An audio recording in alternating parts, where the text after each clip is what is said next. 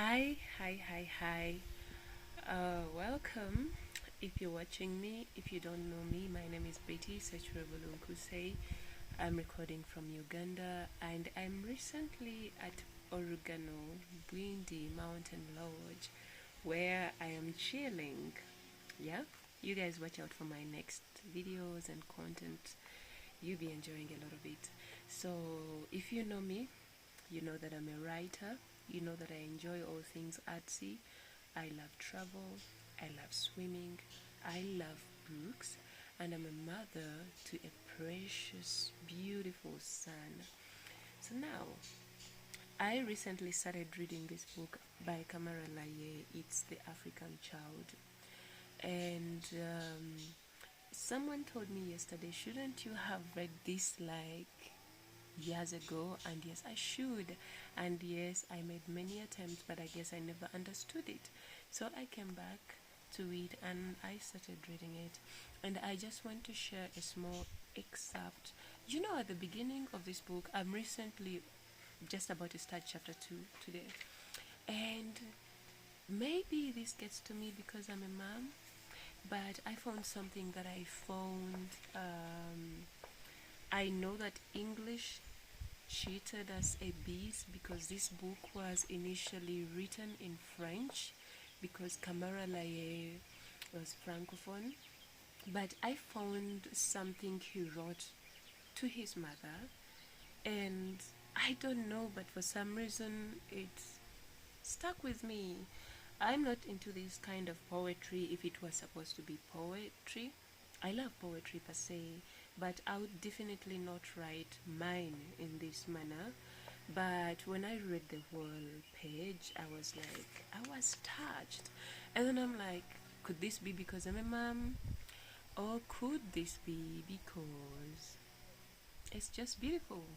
So listen, he says, Black woman, woman of Africa, oh my mother, I am thinking of you. So let me just give you a brief background. Camara Laye wrote this when he was in France, where he was studying. He was there for his higher education, and then he wrote this. So he was missing his mother. And then he says, oh Daman, oh my mother, you who bore me upon your back, you who gave me suck, you who watched over my first faltering steps, you who were the first to open my eyes to the wonders of the earth. I am thinking about you. I am thinking of you, woman of the fields, woman of the rivers, woman of the great river banks, oh you my mother, I am thinking of you. So basically, I don't know how you see yourself, but maybe because I'm artsy, but when you say women of the field, I look at our ancestors, our great grandparents, they used to be in the field. I'm in the field sometimes. I call myself a farmer who has a little farm which she barely attends to, but when he says woman of the fields, I relate greatly because even being here in the wild, I feel like I'm that kind of woman. I'm a woman of the fields. I'm a woman of the rivers. I'm a woman of the great river banks. And I don't know whether this is this because these things naturally appeal to me. The blue ocean appeals to me. The water appeals to me. Nature appeals to me. But I'm just sharing this and putting it out there.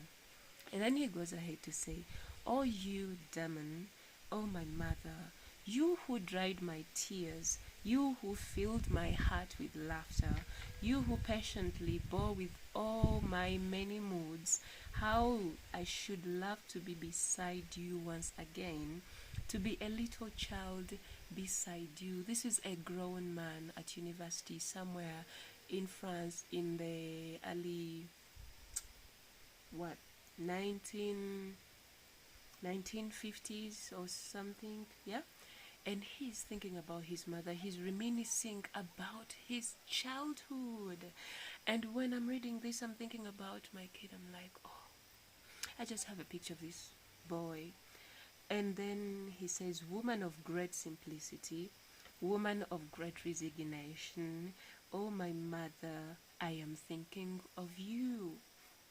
he goes ahead to say, "Oh, Daman, Daman, you of the great family of blacksmiths and goldsmiths, my thoughts are always turning towards you, and your own thoughts accompany me at every step.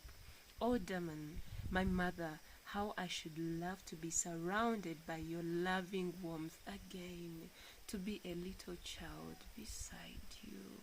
Oh, I don't remember a lot about my childhood. Okay, I don't remember a lot when I was a toddler. Maybe from 3 and more, but I don't remember being with my mom on the swing. I don't remember that. But I know that some of those moments are things I've created for me and my son. And maybe when I'm reading this, I'm saying my child. I don't know, but I just find it really, really touching. And it says, "Black woman, woman of Africa, oh my mother." Oops,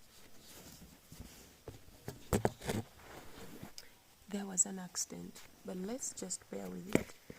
It says, "Black woman, woman of Africa, oh my mother, let me thank you for all you have done for me, your son, who, though so far away, is still so close to you."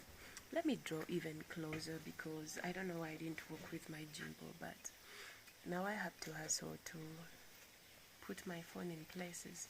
But the thing, I think why I am saying that I would perhaps not try like this is because this is the simplest.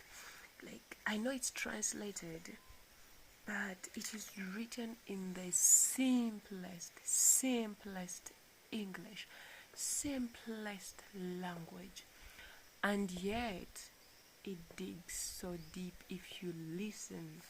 If you listen to it, this is a boy, this is a grown man at a university in France who is in the early 50s. So since this book was first published in 1954, I think that maybe when he was writing this, it could have been around 1948, yeah? Or maybe 1952. So he's there